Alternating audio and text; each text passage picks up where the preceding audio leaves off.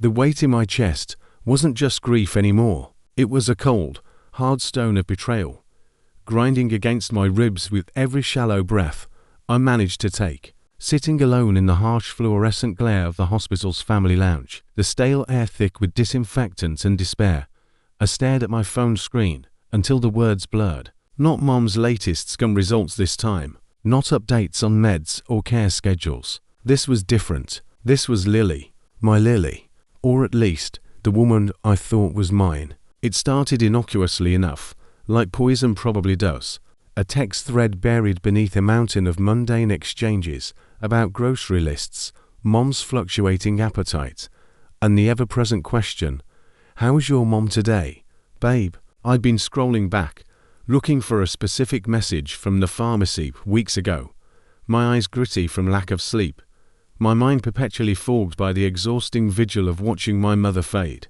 Then I saw it. A name I didn't recognize, Jake, sent late, way past midnight on a Tuesday. A Tuesday he'd spent here, in this very hospital, holding Mom's frail hand as she drifted in and out of a morphine haze, her breath rattling like dry leaves in a breeze. Lily had texted earlier that evening, "So tired, heading to bed early, love you, hope she rests," a lifeline thrown across the chasm of my isolation. I declung to it, but to Jake, sent barely an hour later, "Can't stop thinking about last weekend. When can I see you again?" This week is dragging. My blood didn't freeze, it evaporated, leaving behind a hollow, echoing silence inside me. I scrolled up, my thumb moving with a detached, mechanical precision I didn't feel. The messages weren't constant, but they were undeniable. Flirty banter, references to times they'd met up lunches I thought were with her girlfriends, a work conference weekend last month it encouraged her to go to, thinking she deserved a break from my relentless nightmare. The break I never got. Explicit longing, plans, pet names. Each word was a shard of glass scraping raw against my soul. Last weekend Mom had taken a terrifying turn. I'd been camped out here for 3 straight days, surviving on vending machine coffee and terror, begging the universe for just one more lucid moment with her. Lily had come by Saturday afternoon, stayed for an hour, squeezed my shoulder, murmured platitudes. Shed seemed distant, distracted. It chalked it up to her own stress, the heaviness of the situation, my fault, apparently, for monopolizing the tragedy. While I was begging death for more time, she'd been texting Jake about how much she missed his touch. The disconnect was staggering, violent. How could she do this? Here, now, while my world was reduced to beeping monitors, hushed voices delivering grim prognoses, and the slow, agonizing erosion of the woman who brought me into this world. It felt like yesterday, yet a lifetime ago, when things were simple, when Lily was my sanctuary. We met 5 years back, at a friend's barbecue. She had this laugh that cut through the noise, bright and genuine. I was instantly drawn to her energy, her seeming lack of pretense. She made me feel seen, understood. We built a life, a cozy apartment, shared dreams, inside jokes, the comfortable rhythm of coupledom. She knew about Mom's initial diagnosis, the cautious optimism. She'd been there, holding my hand through the early scares, the rounds of chemo that left Mom weak, but hopeful. Then, 8 months ago, the word terminal entered our vocabulary like a wrecking ball. Hope shriveled. The focus shifted from cure to comfort, from fighting to waiting. The weight landed squarely on my shoulders. Dad passed years ago. I was an only child. It fell to me. The appointments multiplied. The hospital stays became longer, more frequent. The care needs at home escalated, managing meds, helping her bathe, dealing with the indignities of a failing body, the crushing emotional toll of witnessing her fear and pain. Lily tried. At first, she'd bring meals, sit with Mom, while I grabbed a shower or tried to catch a nap that never really came. She'd listen when I talked, or just hold me when words failed. But slowly, almost imperceptibly, a distance began to grow. Her visits became shorter, less frequent. Her texts shifted from "how can I help" to "how's it going?" and eventually, "just thinking of you." The offers to take shifts dried up. Conversations started revolving around her day, her work stress, her need for a vacation, for fun, for us to have a normal life again.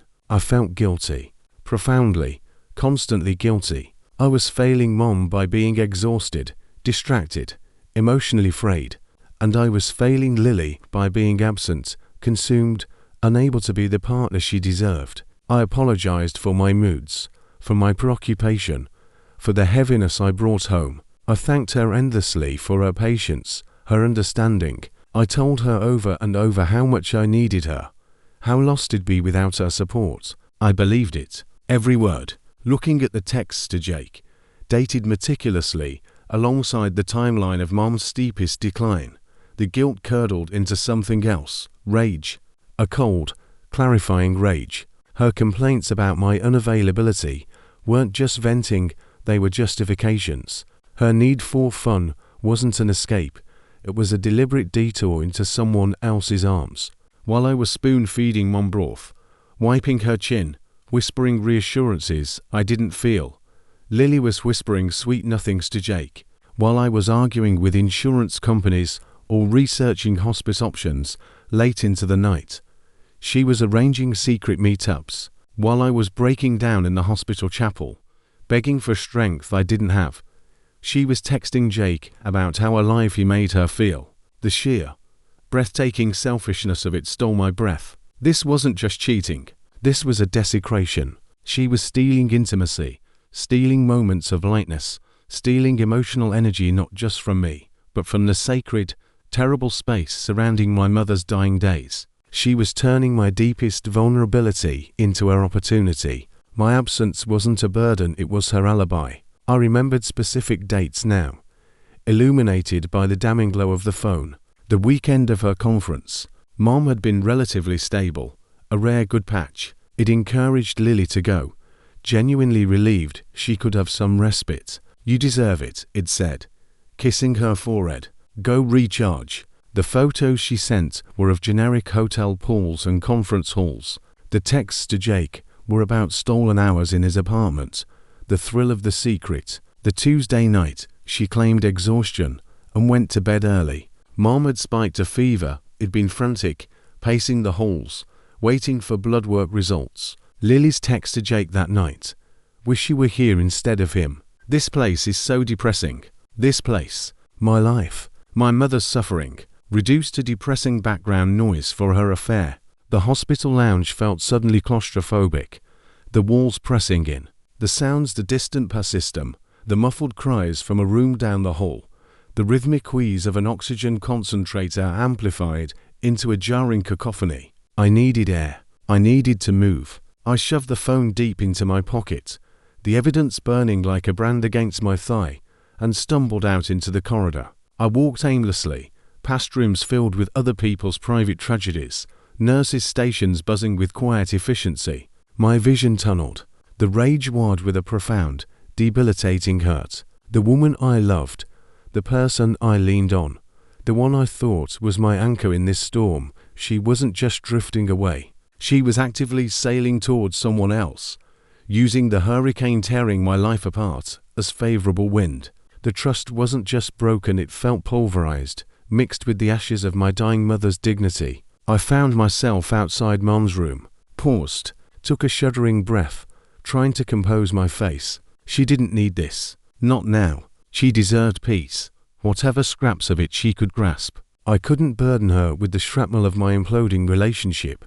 My pain was my own to carry, another weight added to the crushing load. I pushed the door open softly. She was asleep, her face pale and gaunt against the pillow, the lines of pain smoothed for the moment. Machines hummed and blinked their silent vigil. The room smelled of antiseptic and something faintly floral, the lotion, the kind Ade used. I sank into the familiar, uncomfortable chair beside her bed, the one where I'd spent countless hours. I reached out and gently took her hand, so thin and cool. The physical connection, the simple act of holding her fragile hand, unleashed a torrent I'd been holding back. Tears, hot and silent, streamed down my face, not just for Mom, though the grief for her was a vast, dark ocean. These tears were for me, For the staggering loneliness that now had a sharper, more treacherous edge. For the future I thought I had with Lily, evaporating like mist. For the utter exhaustion that went bone deep.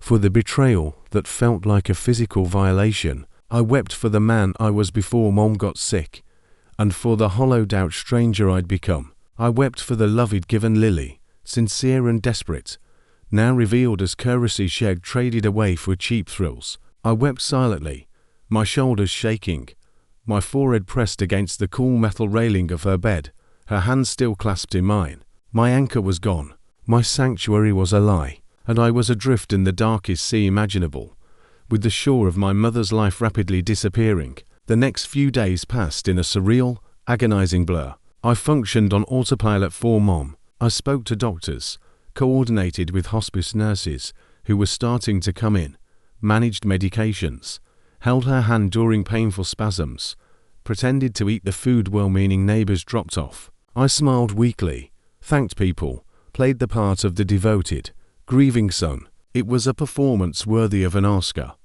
fueled by adrenaline and a deep-seated need to protect Mom from any more ugliness. Inside, I was a war zone. The texts were seared into my brain. Every interaction with Lily became an excruciating exercise in deception mirroring her own. She'd call, her voice a mixture of concern and a subtle, underlying impatience. How is she? How are you holding up?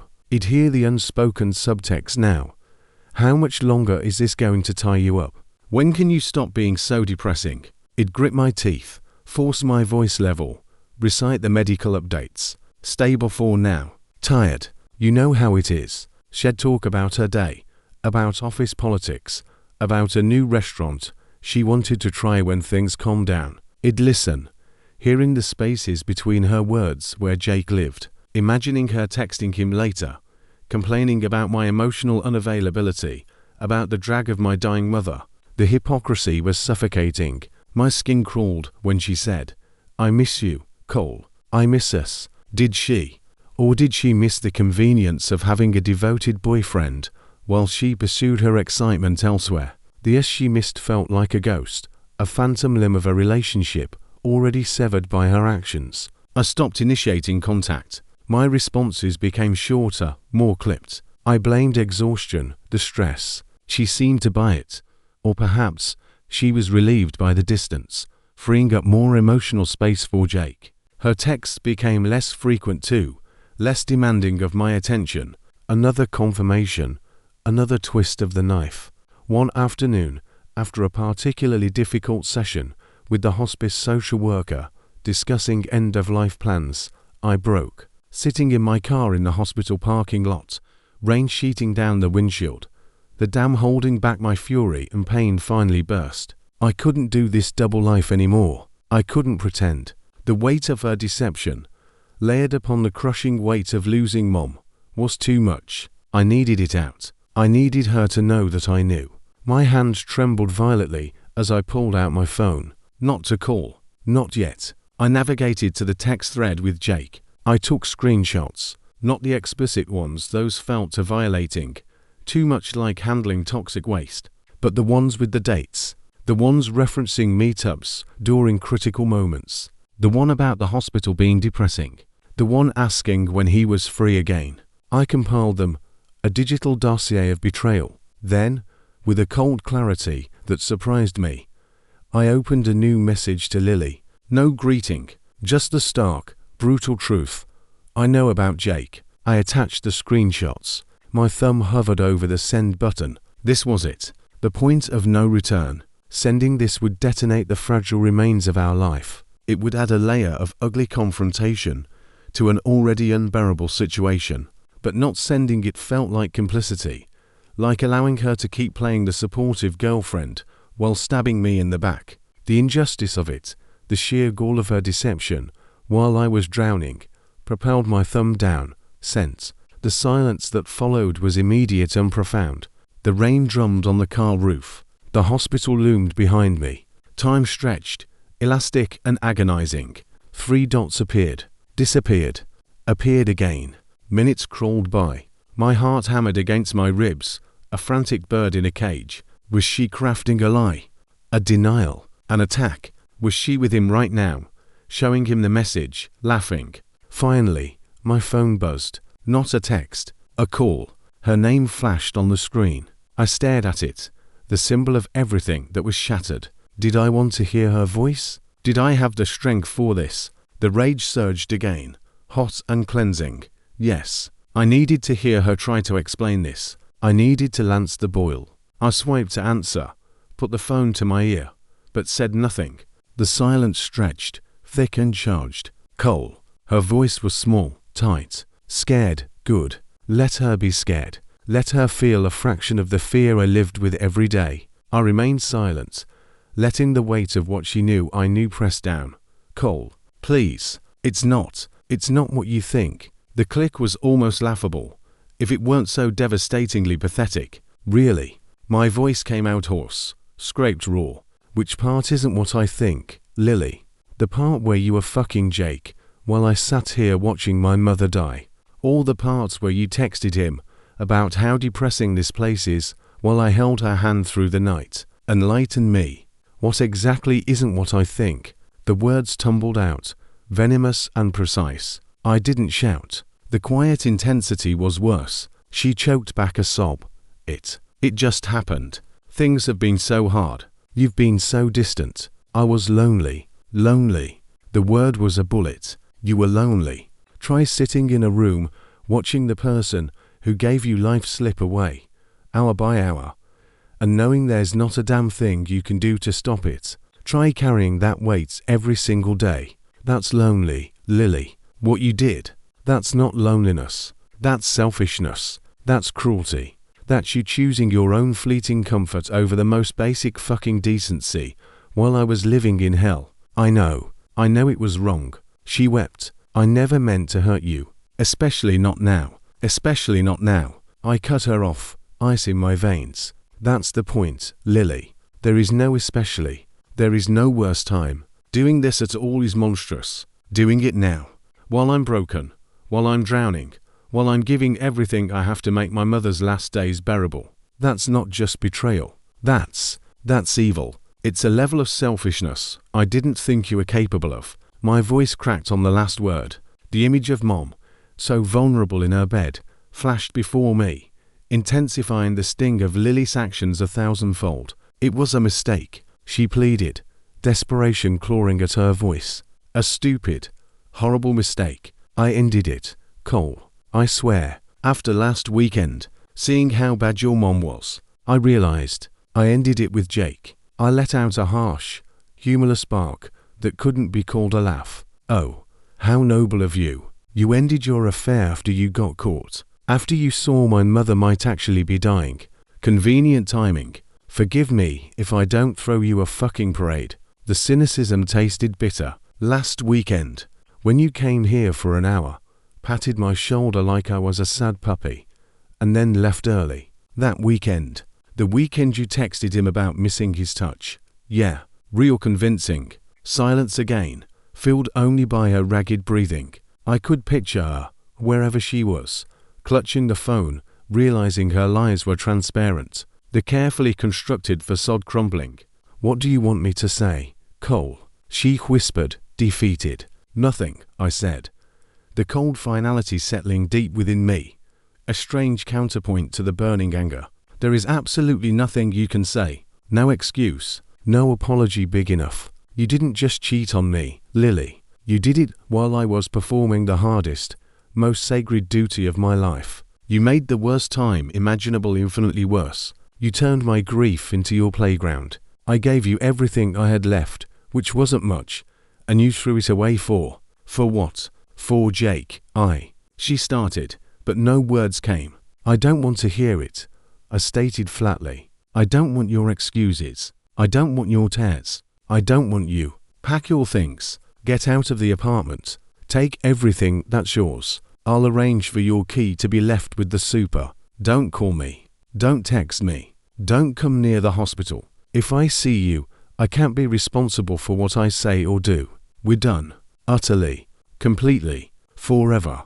Cole, please. Her voice was a broken whisper. Can't we talk about this when things are calmer, The word felt alien. My mother is dying, Lily. There is no comma. There is only this, and you chose to add this betrayal to it. There is no after for us. There is only now. And now, I need you gone. You don't get to be part of this. You don't get to offer comfort now.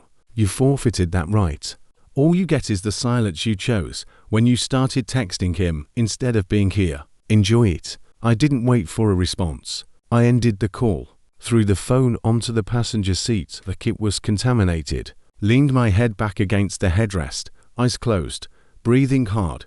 The rain continued its relentless beat. The silence in the car was deafening, but it was a clean silence. The silence after the bomb has gone off. The landscape was destroyed, but the lying was over. Walking back into the hospital felt like entering a different world. The antiseptic smell, the hushed tones, the palpable weight of mortality was still there, oppressive and real. But something inside me had shifted. The crushing weight hadn't lessened, if anything.